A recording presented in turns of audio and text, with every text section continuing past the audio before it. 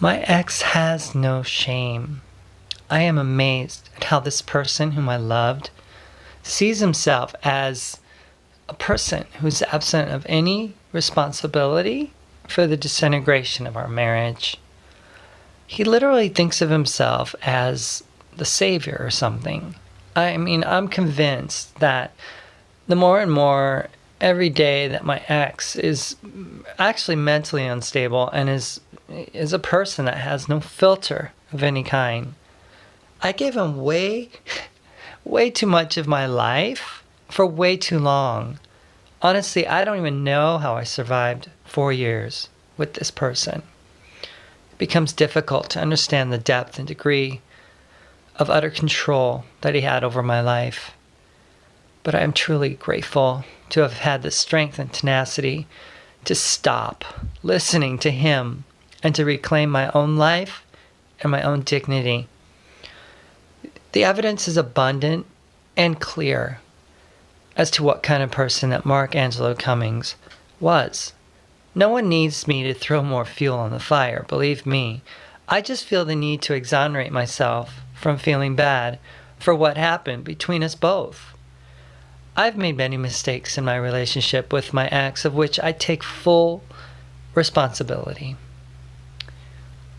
I know that I am only human, and there were many times when I just couldn't stand to be around this person.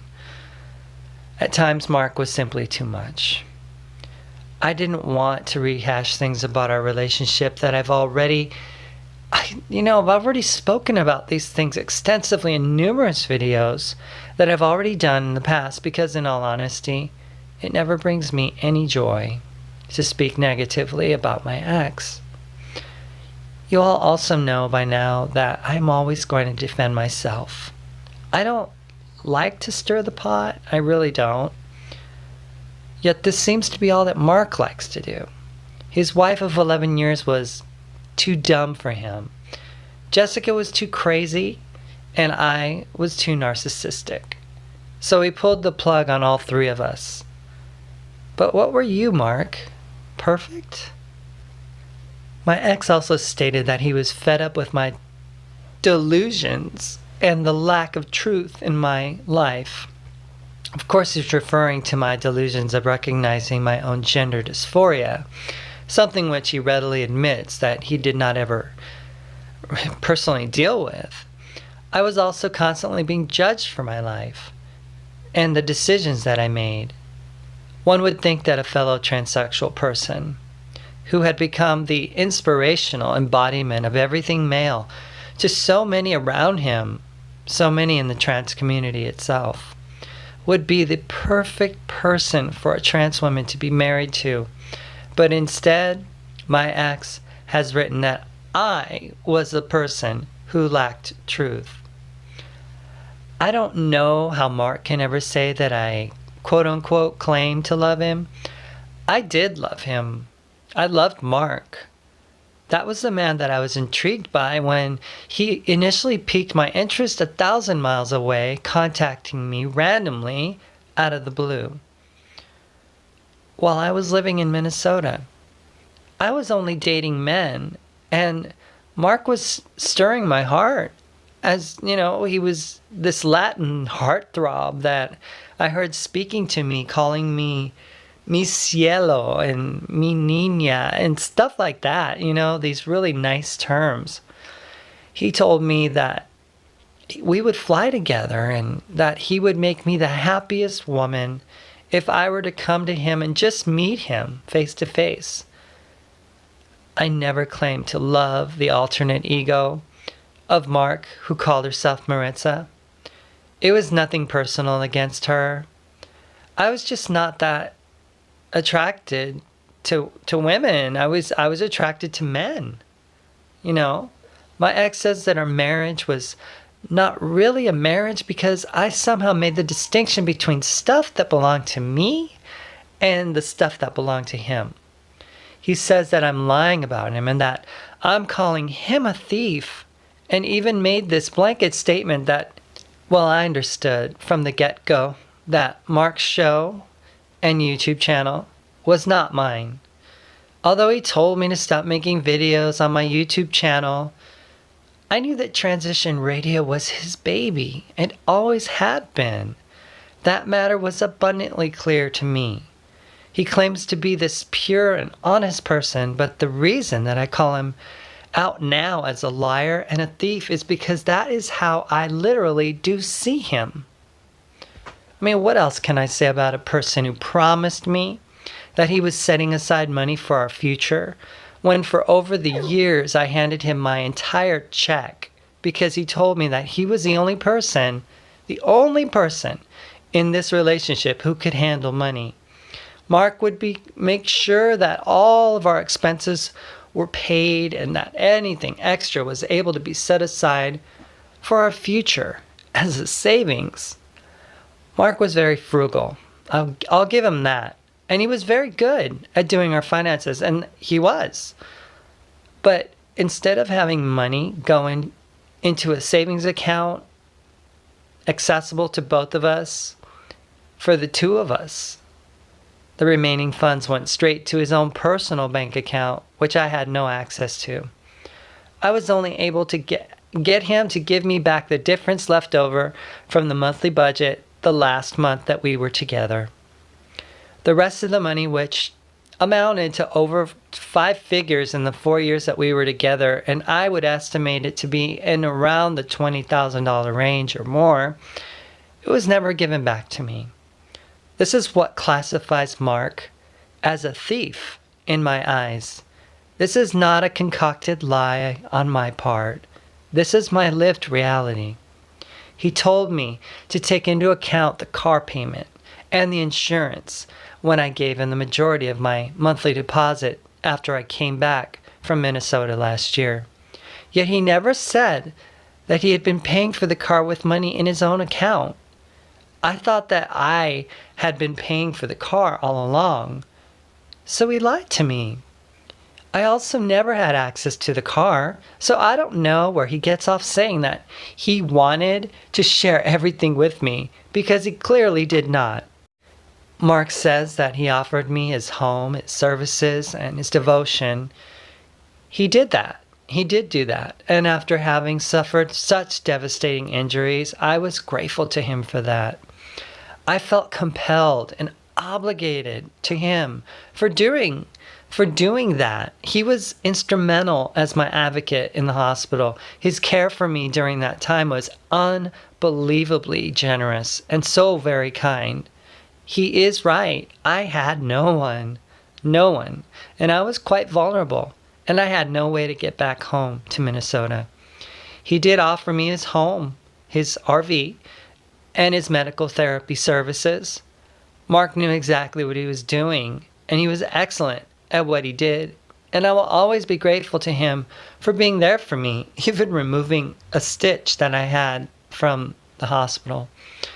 Mark claims to somehow have remained silent as I continue to make my ranting and raging videos online. That in these videos I am lying about his character, but he figures that I hurt and that my ex has somehow chosen the higher road and that he's said nothing as I continue to vent my anger. This is so beyond untrue that it's almost to the point of being laughable. Except it's not. It's not.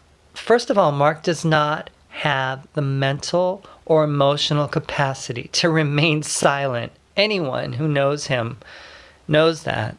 He's like a pit bull, and once he goes on the offensive, he does not let go. He does not just seek to maim his victims. He seeks to utterly destroy them. Just ask anyone who's gone after, not just me. I've never called anyone a monster in my entire life, except for my ex. And I don't just throw those terms around, but after having been called an it last year, and after he made very clear, both now and last year, that he was going to go after me as a person who did not deserve to get federal disability, I had every reason to call Mark a monster. A person who told me that I needed to shut up about saying anything this year about him because he just wanted to remind me that he would do to me what he would do to me, and that it would be summed up in one word: disability. That to me is my definition of a monster. Because I would never do that to a person that I love, or even to a stranger for that matter. I wasn't playing a game, Mark. Gender identity is not a fantasy game for many. Perhaps for you, but not for me, or many others. He claims to have lived his life revolving around my needs. Yet everything we did as he wanted. We ate the foods he wanted. We went to the gym as he wanted. When he worked, I got up and went to bed as he wanted. We only went wherever he wanted to go. Again, another preposterous lie. My ex says that my airing of dirty laundry is nothing but a fabrication, and that the only guilt that he feels is that this over-the-top masculine man was somehow clingy like a woman and wanted to give him more attention and not just focus on my needs. Again, being with a regretful trans person is the worst thing that another trans person could ever get into a relationship with. My gender dysphoria went through the roof many times. He was keeping me from further transitioning.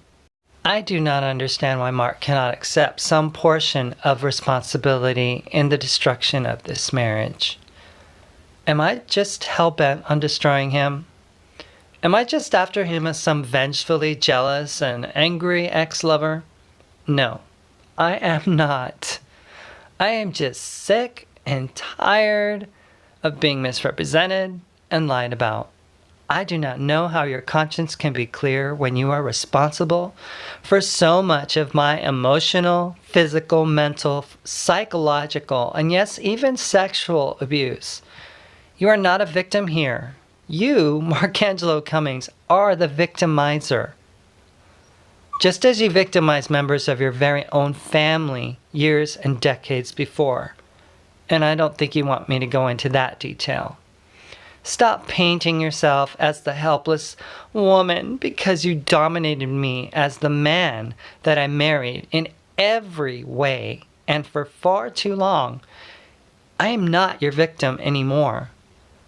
I am not an ungrateful person. I have thanked you many times over for teaching me many valuable lessons about physical fitness and nutritional benefits and, valuable life lessons. Yet instead of humbly living your life, you seem to want everyone to know how much you should be thanked and praised for what you have done again and again. You have no class when you continue to mention the fact about how if it was not for your mastery of the medical language, I would never have qualified to receive my disability. Anyone who sees the images, Mark, from that fateful night knows just how miraculous it was that I'm even here today. A person who broke her C1, C3, C4, and T7 and pinged her spinal cord should not be alive. Do you think that the federal government would not carefully consider this? Yet your mastery of the medicalese was the sole reason that I have what I have here today? I am glad that Mark has found the truth for himself. After all, I was the one who pointed him in that direction. I still have my questions, but he seems to have embraced the worst parts of Christianity. He continues to be hypercritical of those he is opposed to, his latest target being dysfunctional trans men, women, and children. Allies do not get a free pass either, and if you're a true Christian, watch out. You will believe the same as Maritza. If not, you're all going to hell with the tranny bunch. Mark, I don't see you as free. I am so sorry. I see you as nothing more than a caricature of who you used to be. the man that I loved.